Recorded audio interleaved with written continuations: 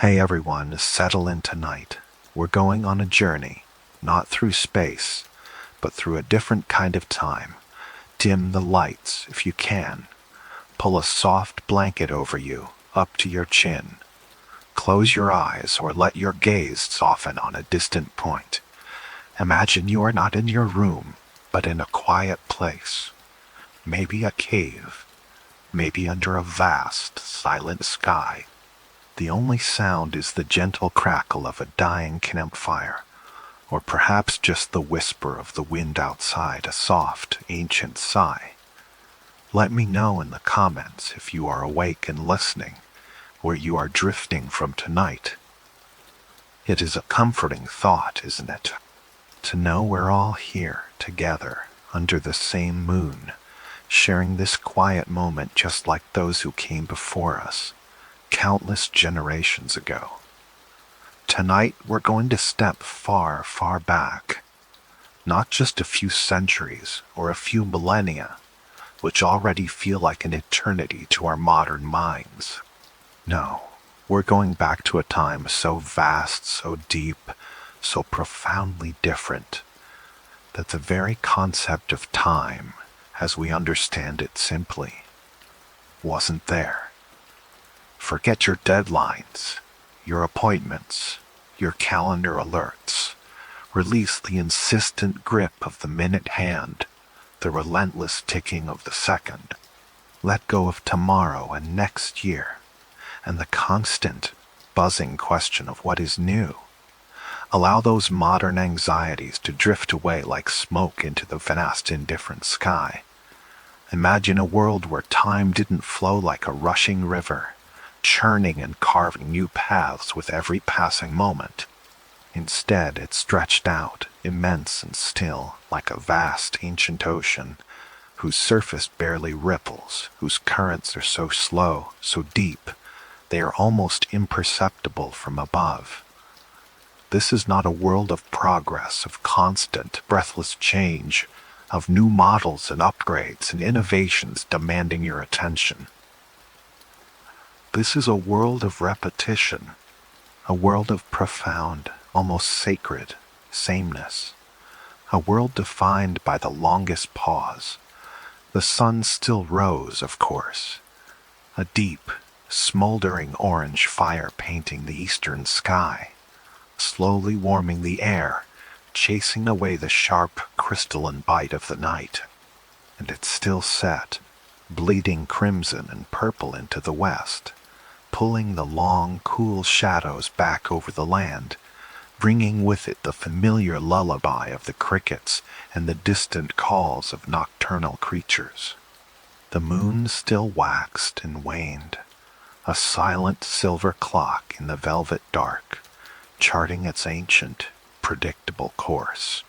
The seasons still turned, bringing the crisp, biting chill of winter, the tender green promise of spring, the heavy humid warmth of summer, and the fiery decay of autumn, a cycle as old as the earth itself. But within these grand, predictable, cosmic rhythms, the smaller human rhythms were different. They were a whisper, not a roar.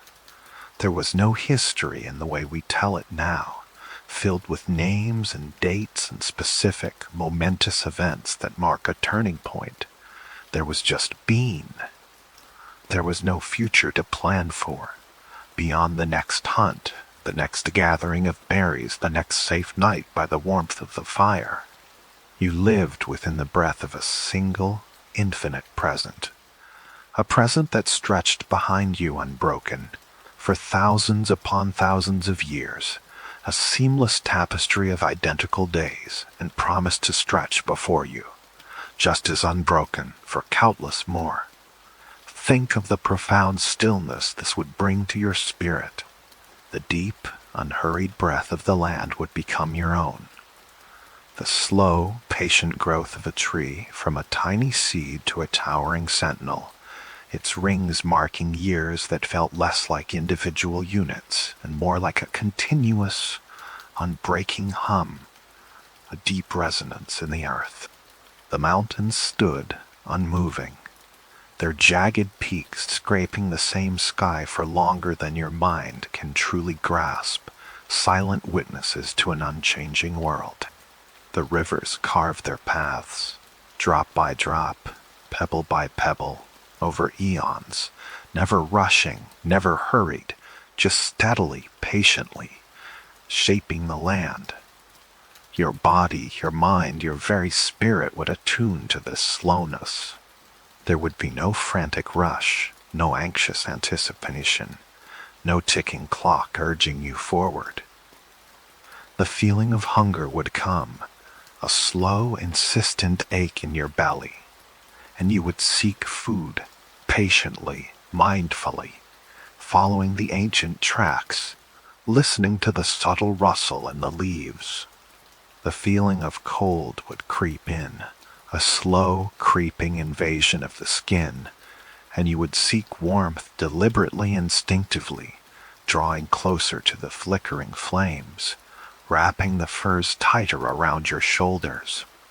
There was no fast food, no instant gratification, no quick fixes, only the deep, slow rhythm of the earth, echoing in your bones, in your heartbeat.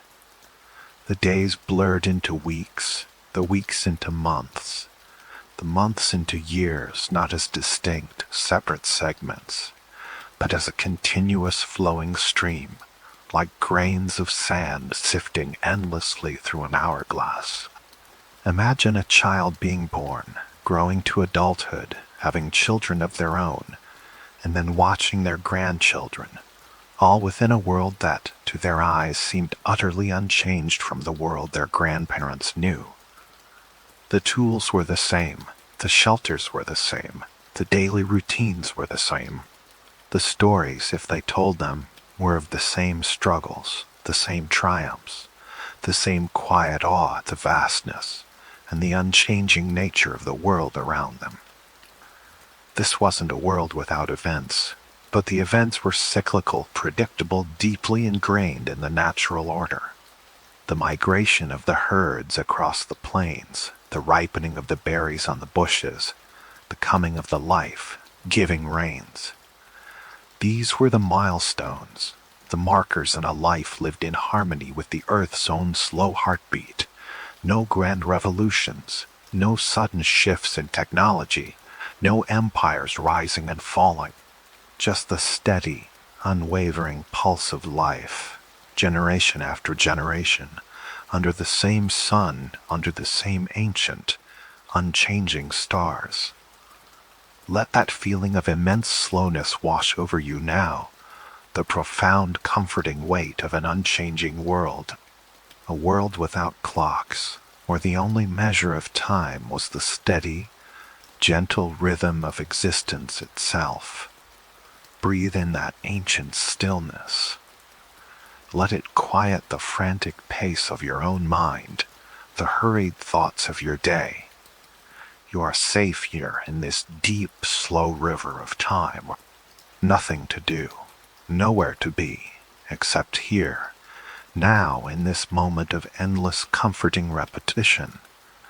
Let your thoughts drift, like autumn leaves on a still pond, slowly, slowly to rest.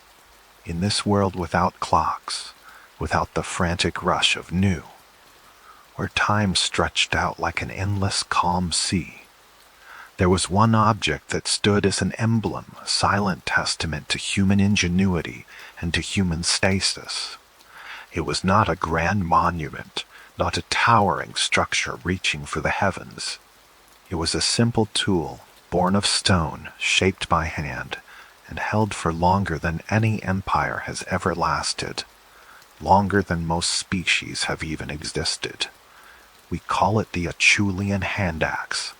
Imagine holding it in your hand, not a rough, broken piece of rock haphazardly chipped. No, this is something carefully, purposefully crafted. It feels weighty, solid, substantial. It rests in your palm, cool against your skin at first, then slowly, imperceptibly, warming with the heat of your life, the warmth of your touch, Run your fingers over its surface. Feel the subtle variations in texture. The smooth, glassy plains where a large flake was removed, contrasting with the slightly coarser grain of the raw stone. Look at its shape. It is often described as resembling a giant teardrop, perfectly formed as if a single, immense tear had solidified into stone. Or perhaps it evokes the image of a perfectly symmetrical leaf, plucked from a primordial tree, its edges refined, its tip sharp. Observe its elegant curve tapering gracefully from a broad, rounded base sooty, designed to fit snugly and comfortably into the palm of your hand, to a sharp, pointed tip, capable of piercing and cutting. Run your thumb along its edge. Feel the keen, deliberate sharpness, honed by countless precise strikes, each one a testament to focused intent. This edge isn't jagged and irregular.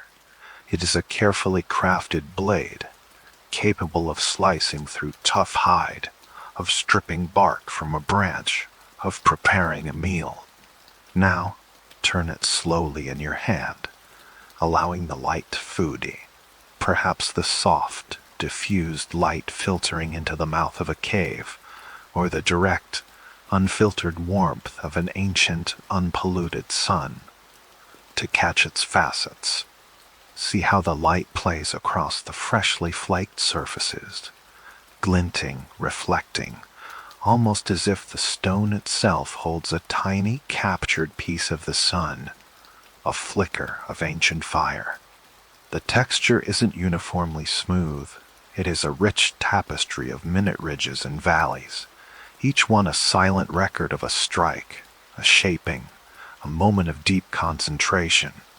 What truly sets this object apart, what makes it so profoundly resonant, is its astonishing symmetry. If you were to draw an imaginary line down its length, from its pointed tip to its rounded base, one side would mirror the other with remarkable, almost artistic, precision. This wasn't accidental. This was a deliberate act of creation, a testament to an aesthetic sense, a deep-seated desire for balance and harmony that existed in the human spirit long before art as we define it today. It is a form that feels inherently right, satisfying to the eye, comfortable and effective in the hand. It is a beauty born of pure function, elevated by an innate sense of proportion. And this form, this teardrop of stone, this perfectly balanced leaf, was held. Not for a year, not for a century, not even for 1,000 years, which already feels like a vast stretch. It was held for over 1,000,000 years. 1,000,000 years. Try to wrap your mind around that unimaginable expanse of time. If each generation held it for, say, 25 years before passing on their knowledge, that's 40,000 distinct generations. 40,000 fathers, mothers, sons, daughters, holding essentially the same object, teaching the same craft, passing down the same silent, embodied knowledge, generation after generation, like an unbroken chain stretching back into the deepest past. Think of the continuity this represents, the sheer, unbroken thread of human experience, anchored by this single, unchanging form. From the sun-baked plains of Africa, where the first hominins walked upright and took their first tentative steps into tool making, to the misty, often icy riverbanks of Europe, where later cousins sought refuge from the cold in rock shelters, to the hidden valleys and ancient riverbeds of Asia. The Acheulean hand axe was the constant. It was the companion, the tool, the silent witness to the daily struggles and quiet triumphs of countless human lives. It was present at the hunt, at the butchering of game, at the gathering of roots, at the shaping of wood for shelter. It was more than just a tool. It was an extension of the hand, an extension of the will, a physical manifestation of human purpose in a world where purpose was distilled to its most fundamental elements: survival, sustenance, shelter, protection. When you hold it in your mind's eye, you're not just holding a piece of ancient rock. You're holding 1,000,000 years of human touch, 1,000,000 years of silent thought, 1,000,000 years of shared experience, 1,000,000 years of quiet, steady persistence. Let your fingers trace the cool, hard, deliberate lines of this ancient artifact in your imagination. Feel its weight, its perfect balance, its exquisite, timeless form. Imagine the hands that shaped it, the hands that gripped it, the countless pairs of eyes that admired its simple, elegant symmetry under the vast, indifferent, yet profoundly beautiful sky. This is the tear of stone, a single, unchanging drop in the immense, slow river of time, reflecting 1,000,000 years of human perseverance, 1,000,000 years of quiet, steady existence. Let the image of this unchanging form bring a deep sense of stillness to your thoughts, a profound anchor in the vastness of time. Now, let's deepen our understanding of this remarkable artifact, this teardrop of stone. Consider this astonishing fact. It wasn't just ancient, it was profoundly, universally consistent. Across continents, separated by vast distances, by towering mountain ranges that scrape the clouds, by raging, uncrossable rivers, by searing, endless deserts, early humans, living in isolated pockets of existence, were crafting essentially the same object, with the same meticulous care, the same elegant form.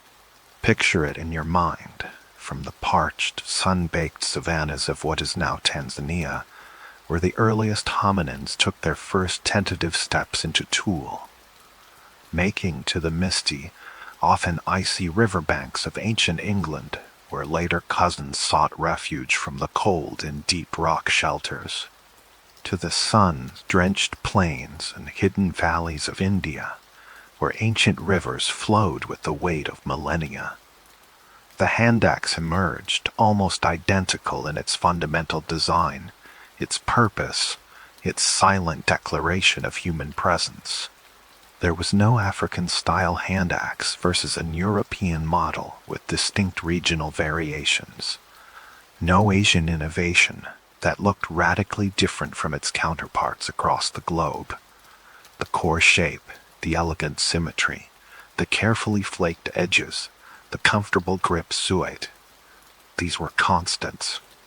It was as if a single, unspoken blueprint existed, not in a written scroll or a complex diagram, but in the collective human mind, passed down not through elaborate lessons, but through observation, imitation, and the deep shared understanding of what simply worked, what was most effective, what felt right in the hand.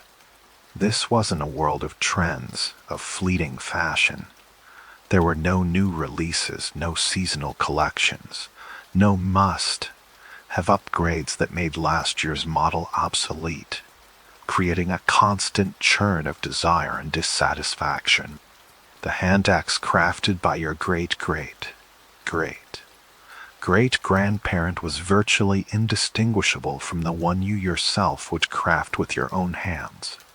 Imagine the profound sense of stability this would bring to life. The absence of choice, in this context, was not a limitation, but a deep, profound liberation. There was no pressure to conform to new standards, no anxiety about being left behind by some relentless march of innovation. The best solution had been found, and it simply persisted.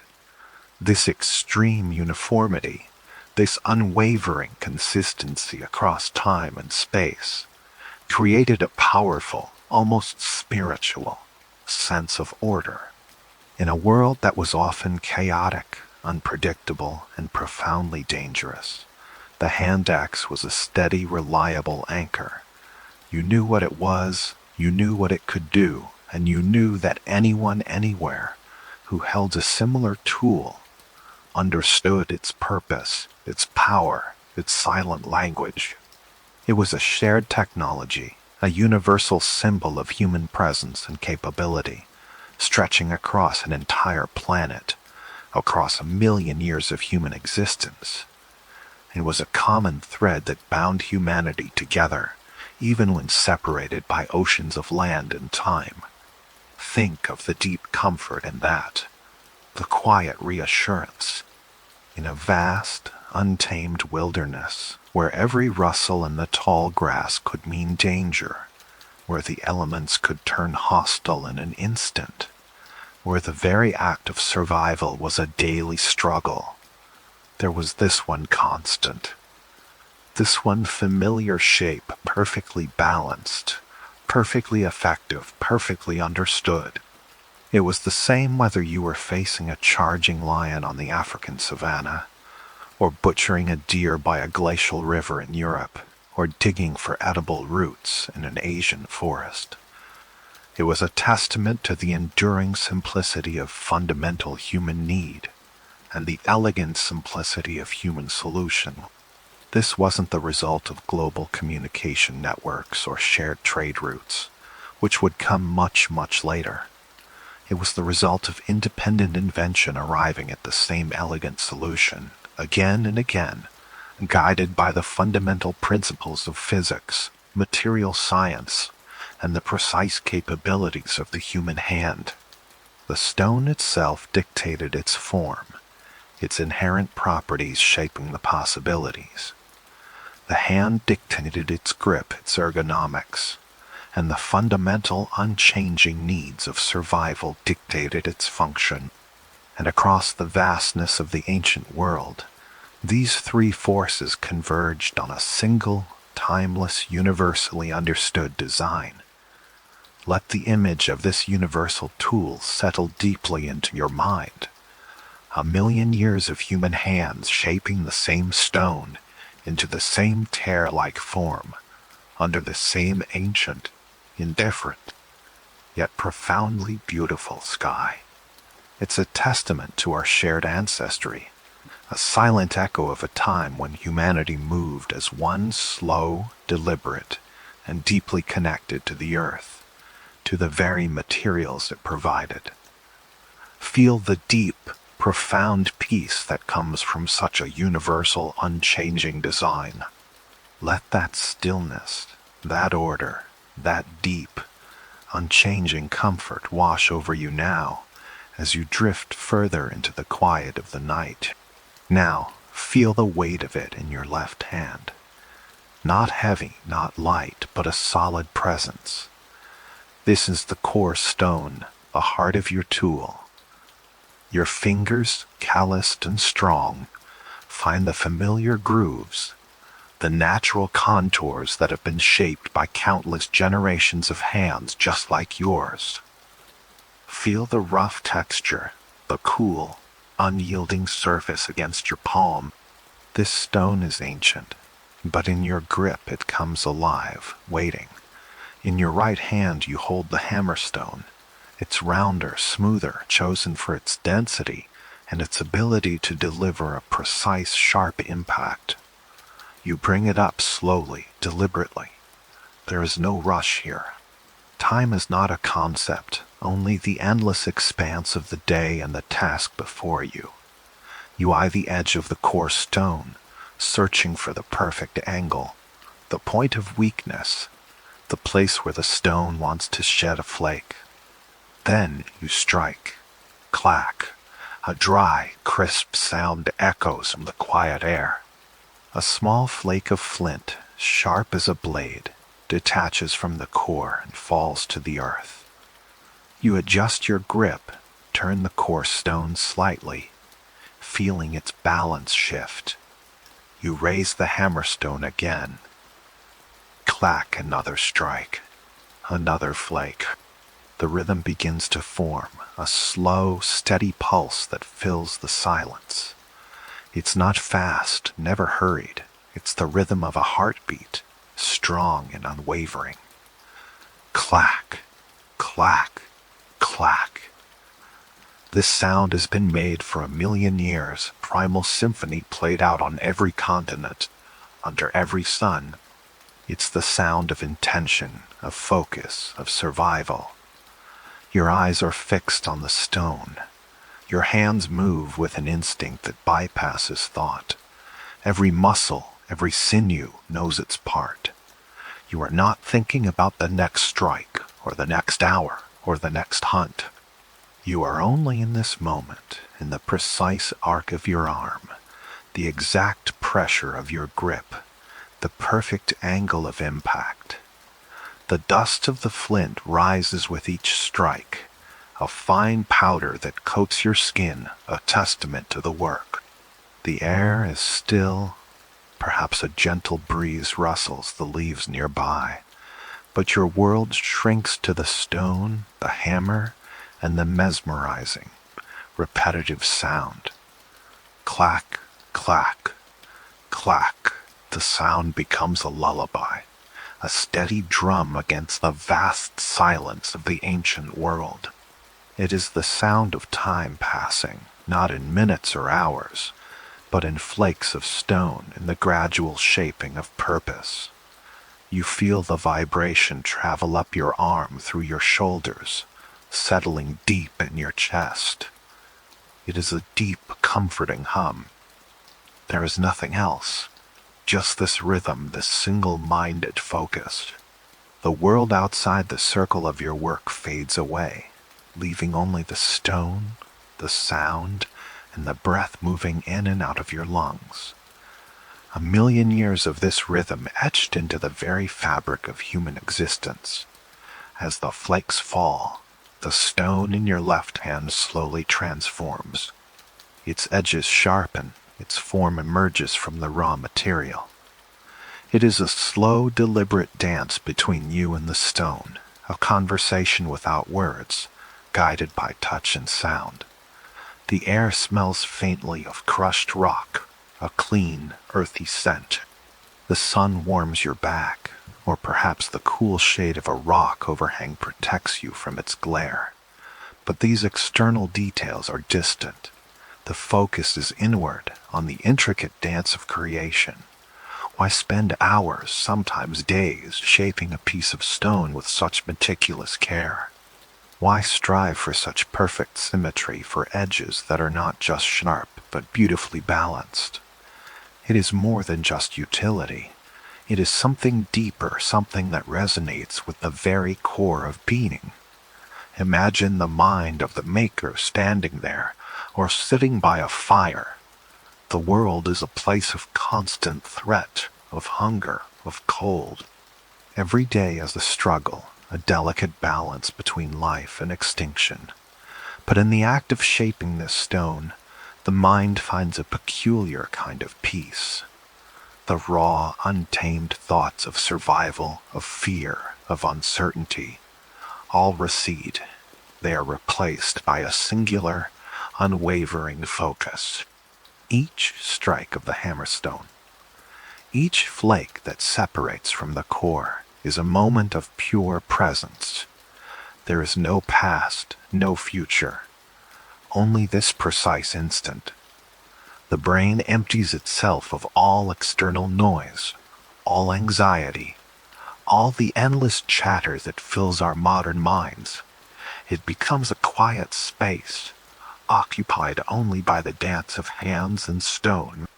This is not just tool making, it is a form of ancient meditation, a profound flow state achieved through repetitive, purposeful action. For hours, perhaps an entire afternoon, the maker is lost in this process. The eyes, usually scanning the horizon for danger, are now fixed on the intricate patterns of the stone. The ears, usually straining for the rustle of a predator, are now attuned to the subtle changes and the sound of impact. This is a sanctuary, a mental haven carved out of the harsh reality of the Paleolithic world. It is a place where the mind can rest, even as the hands work tirelessly. This isn't just an individual experience. Imagine it happening across vast landscapes, across generations. For 1,000,000 years, millions of human hands all engaged in this same meditative act. A collective unconsciousness, a shared rhythm of focus and creation. Each carefully shaped hand axe, a testament not just to human ingenuity, but to human capacity for deep, sustained concentration. It's a 1,000,000-year-long meditation, a silent, shared journey into the depths of a quiet mind. This deep engagement, this single-minded dedication to the stone, provided a respite, a break from the constant vigilance, the ever-present threat. It was a moment of control in a world that offered very little. You could shape this stone, you could make it perfect, and in that act you found a quiet, profound satisfaction. The world might be chaotic, but this stone in your hands was ordered, balanced, and complete. It was a tangible piece of peace, created by your own hands. So what exactly did this perfectly symmetrical, beautifully balanced stone do? What was its purpose? This singular design that endured for 1,000,000 years. The answer lies in its profound simplicity and its incredible versatility. This was not just a tool, it was the tool. Imagine your ancestors. They didn't have workshops filled with specialized equipment. No hammers for nails, no saws for wood, no knives for skinning, no shovels for digging. They had one thing, one elegant solution to a multitude of challenges: the Acheulean hand axe. This single piece of stone was their entire toolbox. It was their knife, sharp enough to slice through tough hides and butcher large game. Imagine the effort, the precision, as they carved meat from bone, preparing it for the fire or for drying in the sun. The hand axe, held firmly, became an extension of their will, separating muscle from sinew with a clean, efficient cut. But it wasn't just for cutting. Its broad, sturdy base could be used for digging. Imagine pushing it into the earth, breaking through tough soil to unearth nutritious roots and tubers, hidden treasures beneath the ground. The blunt end could be used to pound, to crush nuts or crack bones, to access the marrow within. It was a hammer, a pestle, a wedge. With its sharp edges, it could be used to scrape and clean animal hides, preparing them for clothing or shelter. It could be used to sharpen wooden spears, to carve branches into digging sticks, or to shape other, less durable tools from bone or wood. It was a multifunctional marvel, a testament to efficiency in a world where every ounce of effort counted. Life, for them, was stripped down to its absolute essentials. There was no need for complex decision, making about which tool to use. The answer was always the same: the hand axe. One tool, one life. This extreme minimalism wasn't a philosophical choice. It was a fundamental reality. And in that reality there was a profound simplicity, a liberation from the endless choices and complexities that define our modern existence. Think of the freedom: no heavy bags of tools to carry, no need to learn a dozen different crafts, just the mastery of this one perfect object. It represented a life unburdened by excess, a direct and unmediated connection to the raw materials of the earth. This single stone was their technology, their art, and their survival kit, all rolled into one. It was everything they needed, nothing more, and in its unyielding strength and unwavering utility, they found an enduring comfort. The fire crackles low, casting long, dancing shadows that stretch and shrink with each shift of the flame. Around it, the inner is thick with the scent of wood smoke and damp earth, a primal perfume that whispers of home and safety. A young boy sits, his eyes wide and fixed on his father's hands. The father holds a core of flint in one hand, heavy and solid, a piece of the ancient earth itself. In his other, a hammerstone, worn smooth by countless impacts, a testament to endless hours of patient work. There is no sound but the steady rhythmic clack. Clack, clack, each strike precise, deliberate, sending a shower of tiny sharp flakes spiraling into the dust. No words are spoken, none are needed. The language here is of muscle and bone, of stone and intention. The boy watches, utterly absorbed. He sees the way his father's thumb steadies. The core, the subtle shift of weight, the angle of the blow. He feels the vibrations through the ground, a silent symphony of creation. This is how knowledge passes. Not through spoken lessons, not through scrolls or books or complex diagrams, but through the quiet, unbroken gaze of one generation upon the next. It is a transmission of instinct, a deep cellular memory waking up. The father does not explain why he strikes at that particular point, or how he knows the precise amount of force. He simply does. And the son, in his quiet observation, absorbs it all. His mind is not cluttered with questions, but with images, with the rhythm of the work, with the feel of the stone in his own imagination. He will pick up his own small core one day, perhaps tomorrow, perhaps in a week, and his father, without a word, will watch him. He will not correct, not guide with his hands, but simply be present. The learning happens in the shared silence, in the mirroring of movements, in the slow, patient unfolding of an ancient craft. The mistakes will be made, the fingers will be cut, the frustrating pieces of rock will be discarded, but the rhythm, once felt, once internalized, will guide the hands. This silent apprenticeship, this generational echo stretched for 1,000,000 years. Imagine it. Grandfather shaping a hand axe, his grandson watching. Then the grandson becoming a grandfather shaping the exact same tool, his own grandson watching. The faces change, the bodies age, but the hands, the movements, the resulting tear-shaped stone, for a fact, they remain almost perfectly identical. There is a deep, profound connection in this sameness, a sense of belonging that transcends individual identity. You are not just yourself.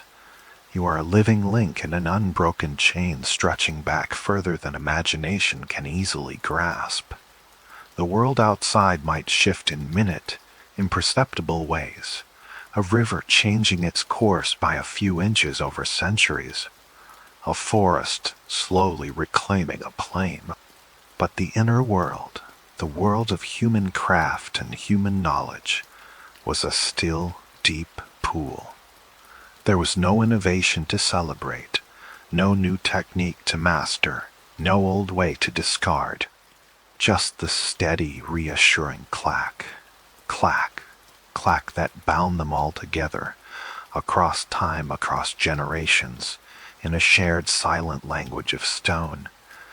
This profound continuity, this stillness in the stream of human experience, and asks a question of us, who live in a world obsessed with novelty and progress.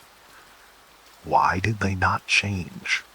Why, for 1,000,000 years, did they cling to this single, unchanging design?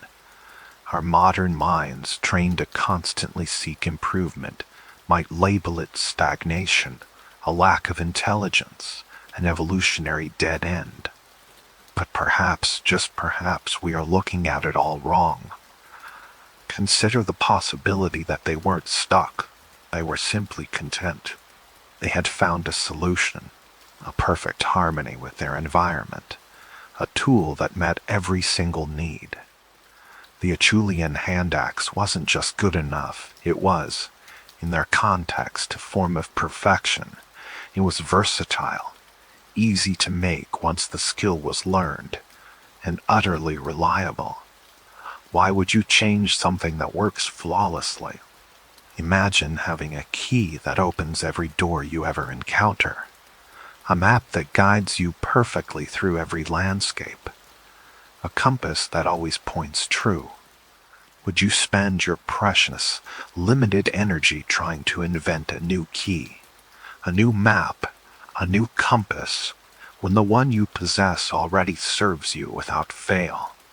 In a world where survival was the paramount concern, where energy was conserved for hunting, gathering, and staying warm, the luxury of innovation for innovation's sake simply didn't exist.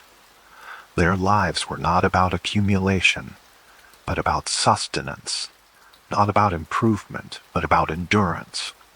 The hand axe was a testament to enough to butcher the mammoth, enough to dig for roots, enough to scrape hides, enough to chop wood. It was an elegant answer to the fundamental questions of existence. And once that answer was found, truly found, there was no imperative to seek another. This was a history of profound satisfaction, a long, slow period of collective contentment. They woke up each day knowing, with a deep, instinctive certainty, that the tools they possessed, the skills they commanded, were sufficient. There was no nagging feeling of inadequacy, no pressure to keep up with the latest trends, no fear of being left behind by a rapidly advancing world. The world around them and their place within it felt solid, predictable, and deeply secure. Their minds, perhaps, were not restless in the way ours are. They were not constantly seeking stimulation, new information, new challenges to conquer. Instead, they found a profound peace in the repetition, in the mastery of a single perfect craft. The act of knapping the hand axe was not a chore to be rushed through. It was a meditation, a ritual, a connection to the very essence of their being. Each clack was a reaffirmation of their place in the world, a quiet declaration of self-sufficiency. So when we look back at this million-year pause, let us not pity them for their lack of progress. Instead, let us perhaps envy their profound sense of equilibrium. They were not striving. They were simply being. They had found their perfect rhythm, their perfect solution, and they lived within it, unburdened by the relentless push for more, for new, for different. It was a time of deep, quiet contentment etched in stone for 1,000,000 years. Picture a day, not a day, but the day, because every day was, in essence, the same day. You wake with the first hint of gray light filtering into the cave, a chill seeping into your bones. The embers from last night's fire glow faintly, a dying red eye in the gloom. The air is sharp, carrying the scent of damp earth and distant, wild things. Your stomach rumbles, a familiar hollow ache that has been with you since before memory. You rise slowly, stretching muscles stiff from sleep on the hard ground. The furs you slept under are rough against your skin, but they hold the warmth outside. The world is hushed, waiting. The sun begins its slow ascent, painting the eastern sky with pale oranges and purples. You join the others, moving with a quiet purpose, a silent understanding. There is no need for words, for plans, for schedules. Instinct guides. The first task is always food. Perhaps a group of you will set out to track a herd of deer, moving with a silent grace through the undergrowth, senses acutely tuned to every rustle, every scent. Or maybe you will spend hours digging for edible roots, your hands calloused and strong, scraping away the hard earth with a sharpened stick, or with the edge of your trusty hand axe. The search is slow, patient, demanding complete focus. Every berry, every tuber, every small animal caught as a victory, a direct connection to life itself. As the sun climbs higher, warming the air, you might find a comfortable spot, a flat rock bathed in sunlight, and settle down with a piece of flint. The familiar weight of the core in your left hand, the smooth, heavy hammerstone in your right.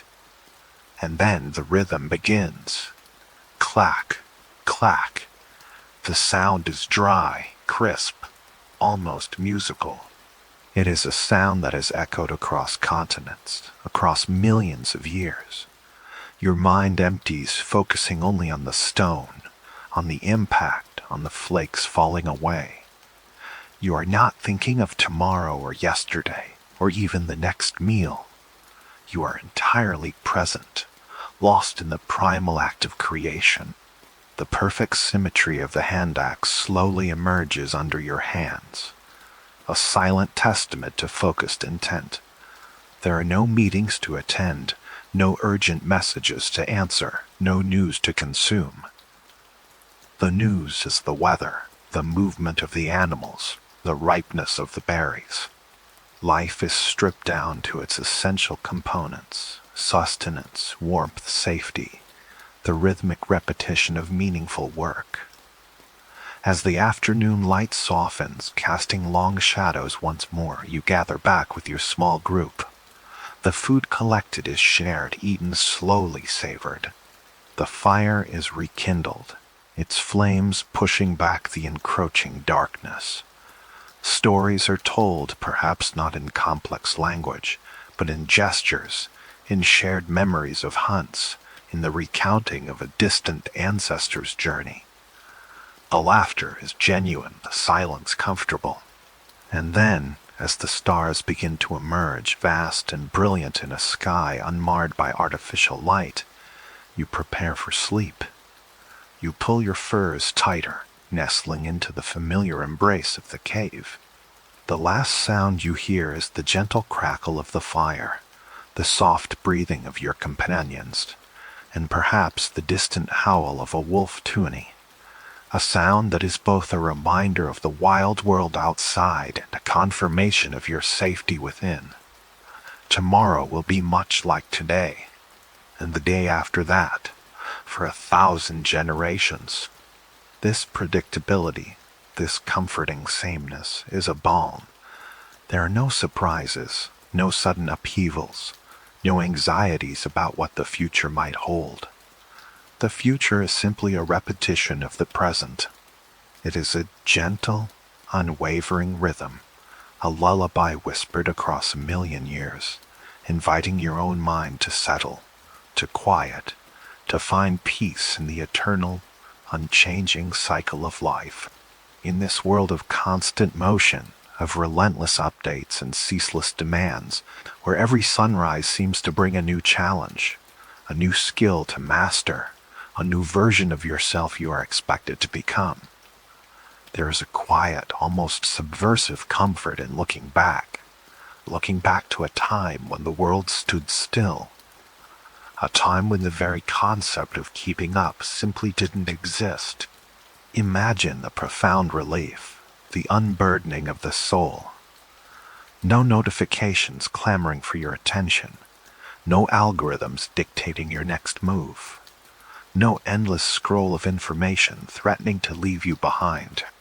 The modern world, with its dizzying acceleration, often leaves us feeling unmoored, adrift in a sea of perpetual change.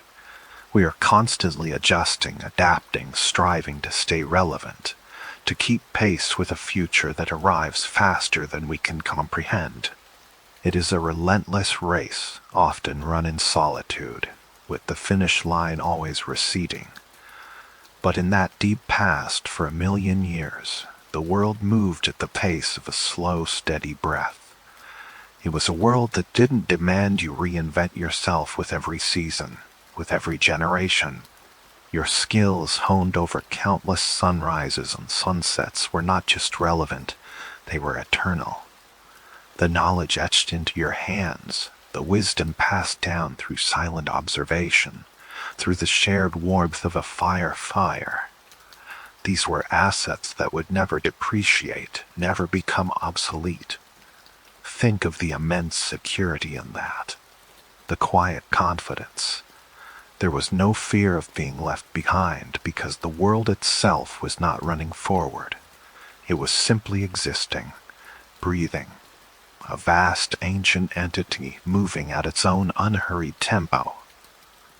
No one was cast aside because they couldn't learn fast enough, couldn't adapt quickly enough. The pace of life embraced everyone, from the youngest child mimicking the adults, to the oldest elder whose hands still remembered the precise angle for striking flint. Allow yourself to feel that deep sense of relief, that unburdening. The world isn't rushing past you, it is holding you gently, securely in its unchanging embrace. There is a profound sense of belonging that comes from living in a world where everything is familiar, everything is predictable. The landscapes, the animals, the rhythm of the seasons familiar. They are constants. They are constants. They are anchors. In our restless present, we often yearn for simpler times, for a sense of stability that feels increasingly elusive. We dream of escaping the pressure, the anxiety, the feeling of constantly chasing an ever-moving target. And here it is, laid bare before us, a million years of profound, unwavering stability. A time when sufficiency was the norm, and enough was a deeply satisfying state of being. This stasis, this lack of dramatic change was not a limitation, it was a liberation. A liberation from the relentless pursuit of more, of better, of different. It was a time when the human spirit could settle into a profound rhythm, a deep meditation on existence itself. The comfort of knowing that the ground beneath your feet would remain unchanged. The stars above would follow the same ancient paths, and the techniques for survival, passed down through touch and silent observation, would always be valid. Let that quiet comfort wash over you now. Feel the weight of that stillness, that unchanging presence. It's a balm for the modern soul, a whispered promise of a different way of being. A way where simply existing, simply being, was enough. More than enough. It was everything. And yet, even in the deepest stillness, there is a whisper of movement. A profound, almost imperceptible drift. 1,000,000 years is an unfathomable span of time, a number so vast it stretches the very limits of our comprehension. And over that immense duration, even the unchanging hand axe did, in its own slow geological way, begin to shift, to evolve, to refine itself. But this was not the kind of evolution you might recognize, not the rapid leaps and bounds of later human history. This was something far more subtle, far more patient.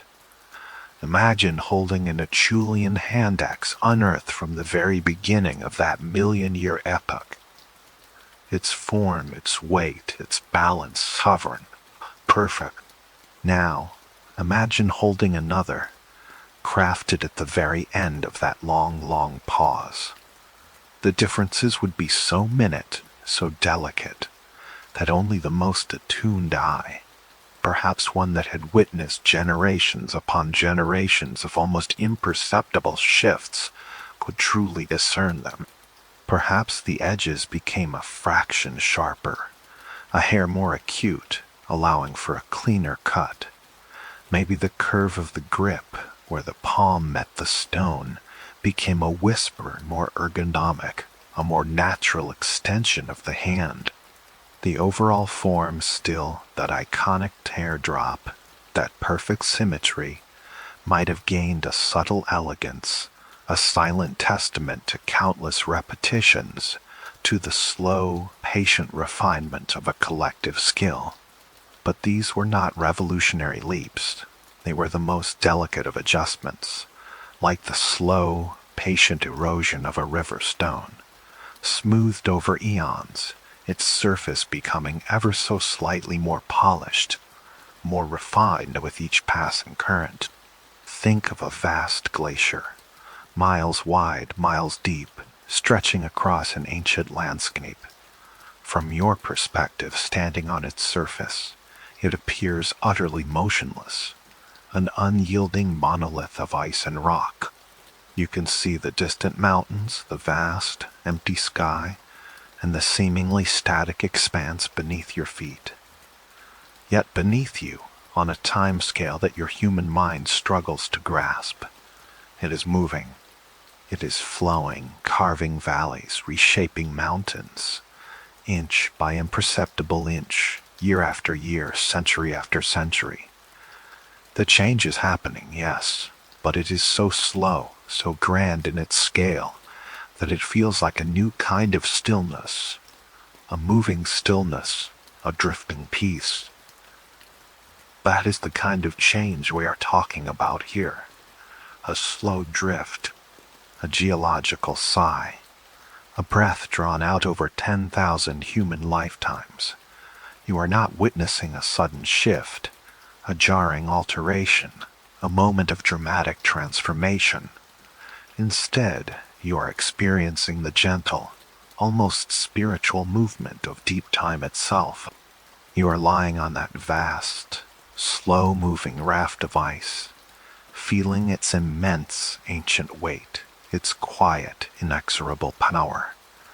There is no urgency in its motion, no sudden jolt or jarring tremor. Just a continuous, unhurried progression that is so gradual, it melts into the background of existence itself, becoming a part of the very fabric of the world. The world is not truly still, no, but its movement is so profound, so ancient, so utterly without haste, that it becomes a new kind of stillness, a moving stillness, a drifting peace. The air itself seems to thicken with this slowness, each breath a long, drawn-out experience. The light shifts across the land with a languid grace, painting the same familiar scenes in slightly different hues.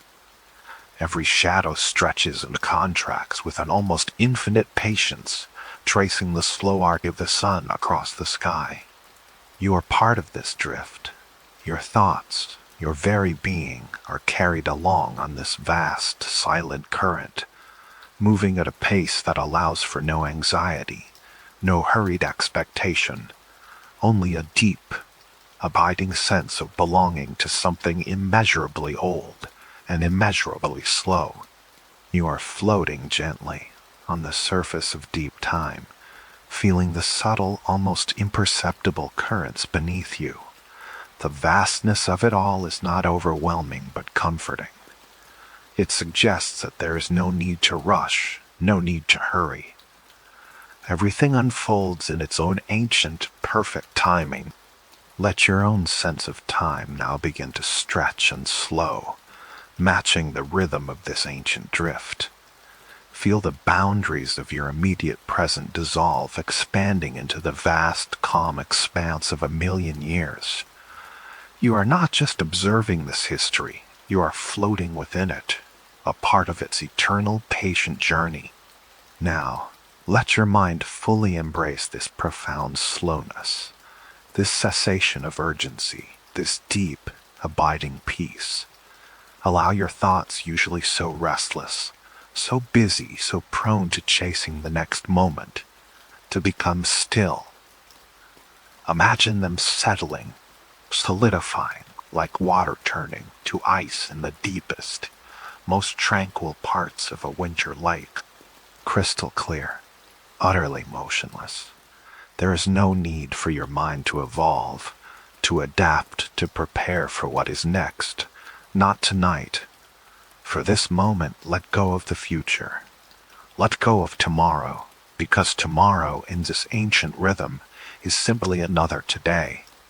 Another sunrise painting the cave entrance with pale light. Another quiet search for sustenance. Another moment of shared warmth by the flickering fire. Another gentle, rhythmic tap of stone on stone. Imagine your worries, your to-do lists, your anxieties wyatt. All the swirling currents of your modern mind feed, beginning to slow down. Feel them still. Let them freeze in place, suspended, held gently in this vast ancient peace. They are not gone, perhaps, but they are no longer moving. They are simply there, a part of the landscape, but utterly without power to disturb you. You are safe here, in this moment of timelessness. The world demands nothing of you but to simply be, to exist. Feel your body sink deeper into your bed, as if you are settling into the earth itself, becoming one with the enduring bedrock of this planet. Each breath is a gentle wave carrying you further into stillness. The distant, rhythmic sound of stone on stone. Clack, clack, clack. It's not a sound of urgency or struggle, but of continuity, of repetition, of a million years of silent, focused creation. It is the sound of certainty, the sound of unchanging purpose. Let that sound be your lullaby now, a primal heartbeat echoing through deep time, a steady, ancient rhythm that soothes every modern edge. Your mind, like the ancient world it contemplates, can stop its restless turning. It can find its perfect form, its eternal stasis. No need to think, no need to worry, no need to change. Just rest, just be. Just allow yourself to surrender to this deep, quiet comfort. Let the profound, unchanging rhythm of a million years carry you now, gently, into the deepest, most peaceful sleep. You are suspended in peace, frozen in tranquility. The world outside can continue its frantic pace, but here, in this moment, you are still. You are safe. You are at rest. Sleep well, survivor. Sleep well in the ancient quiet. Let the long, slow pause embrace you. Sleep